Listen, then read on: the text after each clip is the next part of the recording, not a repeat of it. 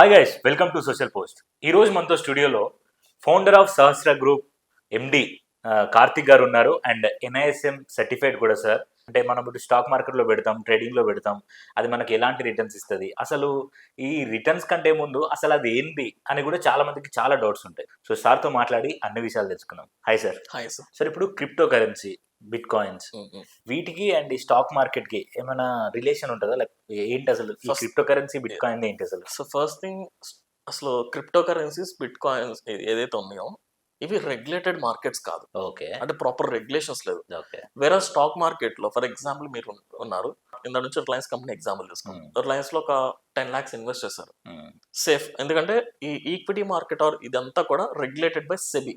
దీనికి ఒక authority body ఉంటుంది, securities and exchange board of India. ఇప్పుడు ఫర్ ఎగ్జాంపుల్ మీరు ఇన్వెస్ట్ చేసిన బ్రోకర్ ఏదైనా మిమ్మల్ని చీట్ చేసినా, కంపెనీ మిమ్మల్ని చీట్ చేసినా, సెబీ మీ తరపున యాక్షన్ తీసుకుని మీకు న్యాయం జరిగేలా చూస్తుంది. SEBI will take action. ఎవరు స్కామ్ చేసినా సెబీ ఒక మనకు కంప్లైంట్ ఇవ్వడానికి, మనం చెప్పుకోవడానికి ఒక రెగ్యులేటరీ బాడీ ఉంది. వెరస్ క్రిప్టోస్ కి, కరెన్సీస్ కి అసలు రెగ్యులేటరీ బాడీ లేదు. అవి ఎలా ఫంక్షన్ అవుతుంది ఎవరికి తెలియదు. మీరు ఒకవేళ 10 lakhs ఇన్వెస్ట్ చేశారు, మీ మనీ పోయింది, బ్రోకర్ మీ డబ్బులు మీకు ఇవ్వట్లేదు, మీరు ఎవరు కంప్లైంట్ ఇవ్వలేరు. Because these are not regulatory bodies. So ఎప్పుడు కూడా regulatory bodies or regulatory products లో ఇన్వెస్ట్మెంట్స్ ఆర్ ట్రేడింగ్ చేయడం అనేది చాలా సేఫ్.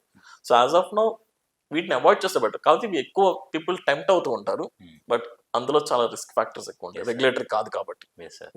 ఇప్పుడు చూస్తున్నట్టయితే సార్, అంటే ఇప్పుడు యూట్యూబ్ ఛానల్స్ లో ఇన్ఫ్లుయెన్సర్స్ ఉన్నారు చాలా మంది. ఎగ్జాక్ట్లీ. సో ఇన్ఫ్లుయెన్సర్స్ కూడా వాళ్ళు ఒక స్టేజ్ వరకు, అంటే ఒక మంచి ఛానల్ ఫేమస్ అయిన తర్వాత వాళ్ళు ఏం చెప్తున్నారంటే, ట్రేడింగ్ చేయండి, మీరు ఎవరికి అప్పులు ఇవ్వకండి, ఈ డబ్బులు తీసుకొచ్చి ట్రేడింగ్ లో పెట్టండి, అవే మీకు రిటర్న్స్ ఇస్తాయి అని ఇట్లా ప్రతి ఒక్కరు చెప్పడం స్టార్ట్ చేసింది సార్. అవునవును. అంటే నిజంగా వాళ్ళు చెప్తున్నది నిజమేనా, లేకపోతే దాన్ని మనం జనరల్ గా పీపుల్ ఎవరైతే ట్రేడింగ్ తెలియని వాళ్ళు దాన్ని ఎలా చూడాలి? సో ఫస్ట్ థింగ్, మీరు చెప్పిన ఏదైతే స్టేట్మెంట్ ఉందో దట్ ఈస్ కరెక్ట్. ఇప్పుడు ఫర్ ఎగ్జాంపుల్ మీ దగ్గర 10 lakhs ఉంది. అవునండి. మీరు బయట ఒక పర్సన్ ఎక్స్ అనే, నేను వచ్చి మిమ్మల్ని నాకు 10 lakhs అప్పు కావాలి, 2% ఇంట్రెస్ట్ ఇస్తా అని చెప్పాను. అవును. మీరు నాకు ఇచ్చారనుకోండి ఫర్ ఎగ్జాంపుల్, అది చాలా రిస్కీ థింగ్. నేను ఇవ్వచ్చు, ఇవ్వకపోవచ్చు, ఈఎంఐ కట్టొచ్చు, కట్టకపోవచ్చు, సడన్ గా కంప్లీట్ మిమ్మల్ని బ్లాక్ చేసి నేను ఎక్కడికైనా వెళ్ళిపోవచ్చు. సో ఆబ్వియస్లీ ఏమవుతుంది, మీ మనీ ట్రెడ్డే కదా. అదే మీ మనీ మీ ఓన్ గా మీరు ట్రేడింగ్ ఆర్ స్టాక్ మార్కెట్ లో ఇన్వెస్ట్ చేసుకుంటే, మీ రిస్క్ తగ్గట్టు మీరు ట్రేడింగ్ ఆర్ ఇన్వెస్ట్మెంట్ చేసుకుంటారు కాబట్టి కొంత సేఫ్. ఈ స్టేట్మెంట్ కరెక్టే, కానీ ఫాలో అప్ క్వశ్చన్ ఏంటంటే, మీరు ట్రేడింగ్ ఆర్ ఇన్వెస్ట్మెంట్ చేయడానికి మీకు ఇనఫ్ నాలెడ్జ్ ఉందా లేదా? సో కాల్డ్ ఇన్ఫ్లుయెన్సర్స్ ఎవరైతే ప్రమోట్ చేస్తున్నారో, ఫస్ట్ ఆఫ్ ఆల్ వాళ్ళు జస్ట్ అడ్వర్టైజ్ చేస్తున్నారు. ఓకే. వాళ్ళు ఎవరు రైట్ ఇన్ఫర్మేషన్, అంటే ఎగ్జాక్ట్ గా ఏది తెలుసుకుని మనం ఇన్వెస్ట్ చేయాలి వాళ్ళు చెప్పరు. వాళ్ళు చెప్పిన స్టేట్మెంట్ ఫాలో అయ్యి మనం బ్లైండ్ గా ఇన్వెస్ట్ చేయడం కంటే, ఫస్ట్ ఆ పర్టికులర్ సబ్జెక్ట్ మీద మీకు కమాండ్ ఉందో లేదో చెక్ చేసుకుని వెళ్ళాలి. లేదంటే ఎవరో ఎక్స్పర్సన్ చెప్పారు పలానా స్టాక్ లో బై చేయండి, పలానా క్రిప్టో కాయిన్ బై చేయండి అంటే, like that is completely risk. Okay. So knowledge ఉండి వెళ్తే దట్ ఈస్ ఓకే, బట్ ఆ statement valid. Yes sir. Yes. And ఇంకో విషయం ఏంటంటే, ఇప్పుడు జనరల్ గా అందరు చూస్తుంటే, ఓ జనరేషన్ చేంజ్ అవుతున్న కొద్దీ మన దగ్గర ఉన్నది అన్ఎంప్లాయ్మెంట్ బేసికలీ. ఎగ్జాక్ట్లీ. సో కొంచెం డబ్బులు ఉంటే ఎవరి కింద పని చేయడం కంటే ఒక బిజినెస్ పెట్టుకుంటే బెటర్ అనే థాట్ లోకి వస్తున్నారు పీపుల్ మెల్లి. సో ఇలాంటి టైంలో కొంత డబ్బులు ఉండి అందరూ ట్రేడ్ మార్కెట్ వైపు, స్టాక్ మార్కెట్ వైపు పోతే అది ఖచ్చితంగా ఫ్యూచర్ లో వాళ్ళకి బెనిఫిట్స్ ఉంటాయంటారా మీరు? ఇది చాలా thanks for asking the right question. Like basic thing ఏంటంటే, ఇది చాలా dangerous thing. Okay. Stock market లో మీరు ఇన్వెస్ట్ చేసే ₹1 ఆర్ మీరు ట్రేడ్ చేసే ₹1 అనేది, అది మీ ఎక్స్ట్రా అమౌంట్ అయి ఉండాలి. That should not be your main income or main. అంటే కొంతమంది ఇప్పుడు ఏం చేస్తున్నారంటే, ట్రేడింగ్ గురించి సగం నాలెడ్జ్ తీసుకుని, నేను రీసెంట్ ఒక ఎగ్జాంపుల్ చెప్తాను. ఒక పర్సన్ ఐటీ జాబ్ చేస్తాడు, 1.5 lakhs సాలరీ వస్తుంది. ఏదో ట్రేడింగ్ 3-4 months ఏదో యూట్యూబ్ ఛానల్ నేర్చుకున్నాడు.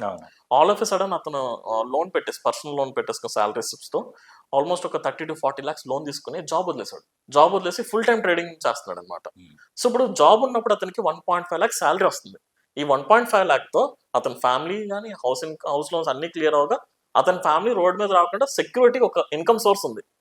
ఇప్పుడు ట్రేడింగ్ లోకి వచ్చిన తర్వాత, ట్రేడింగ్ లో ఇప్పుడు ఫర్ ఎగ్జాంపుల్ మనకి జూన్ జూలై నుంచి మార్కెట్స్ బాగాలేదు. మనకి ఎప్పుడైతే ఎలక్షన్ స్టార్ట్ అయినప్పటి నుంచి సీక్వెన్స్ ఆఫ్ ఎకనామిక్ పారామీటర్స్ వల్ల మార్కెట్స్ పడుతున్నాయి.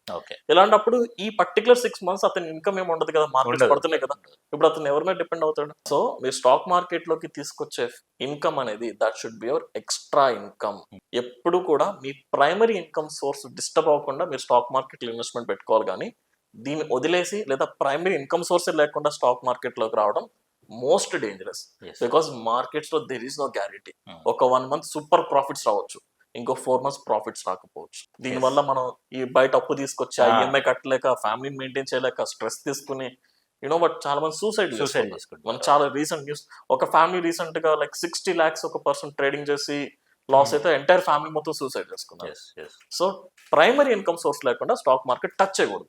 స్టాక్ మార్కెటే కాదు, ఈవెన్ మీరు అన్నట్టు ఏ బిజినెస్ టచ్ చేయకూడదు. You should have strong foundation on primary income source, then comfort stock market. నేను మొన్న మెట్రోలో వస్తుంటే ఇద్దరు పక్కన కూర్చున్నారు. ఓకే, కూర్చొని వాళ్ళ దగ్గర ఏం మాట్లాడుతుంటే చాలా జనరల్ గా, అరే నువ్వు డబ్బులు ఖర్చు చేసుకోకు, నీ దగ్గర 1000-2000 అవి ట్రేడింగ్ చేయరా, ట్రేడింగ్ చేసి మర్చిపో నువ్వు, ఇంకా ఏదో ఒక రోజు అదే నీకు రిటర్న్ ఇస్తుంది అని చెప్పి వాళ్ళు మాట్లాడుకుంటారు. సో బేసిక్ స్టూడెంట్ లెవెల్లో వాళ్ళకి ఒక నాలెడ్జ్ లేదు, అవును, ట్రేడ్ మార్కెట్ కంప్లీట్ అవగాహన లేదు. బట్ వాళ్ళకి ఏదో రిటర్న్ వస్తుందని ఎవరో చెప్పుకుంటారు. అవును. సో ఇలాంటి సిచ్యువేషన్ లో ఒకవేళ మనం ట్రేడింగ్ కానీ లేకపోతే స్టాక్ మార్కెట్ కానీ స్టార్ట్ చేయాలంటే ఎంత అమౌంట్ తో స్టార్ట్ చేస్తే బాగుంటుంది ఒక స్టూడెంట్ ఆర్ జాబ్ చేస్తున్న పర్సన్? సో మీరు అన్నట్టు ఒక beginner, whether student or job చేస్తున్న పర్సన్ ఫస్ట్ ట్రేడింగ్ గురించి ఆలోచించకూడదు. మనం ఇంతకుముందు మాట్లాడుకున్న ట్రేడింగ్ అనేది ఫ్రీక్వెంట్ బై సెల్. ఇదేంటంటే కొంచెం గ్యాంబ్లింగ్ లీడ్ అవుతుంది. ఇప్పుడు నేను స్టూడెంట్ అయితే నాకు ఇది అలవాటు అయిపోతే నా స్టడీస్ పక్కన పెట్టేసి రోజుకో 10,000 తీసుకొచ్చి నాకు 1000 రూపాయలు వచ్చినా చాలా నాకు మైండ్ సెట్ లోకి వెళ్ళిపోయి నేను ఎడ్యుకేషన్ అవాయిడ్ చేస్తాను. అలాగే ప్రైమరీ ఇన్కమ్ సోర్స్ కూడా అవాయిడ్ చేయొచ్చు నేను జాబ్ హోల్డర్ అయితే. సో ఫస్ట్ ఎవరైనా ట్రేడింగ్ టచ్ చేయకూడదు, ఫస్ట్ ఇన్వెస్ట్మెంట్ స్టార్ట్ చేయాలి.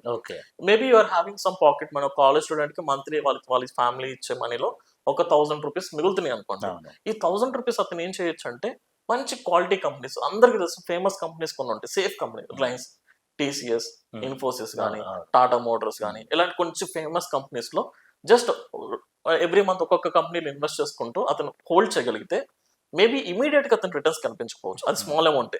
బట్ వెరీ ఫ్యూచర్ ఒక 5 years 10 years తర్వాత that will become very big amount.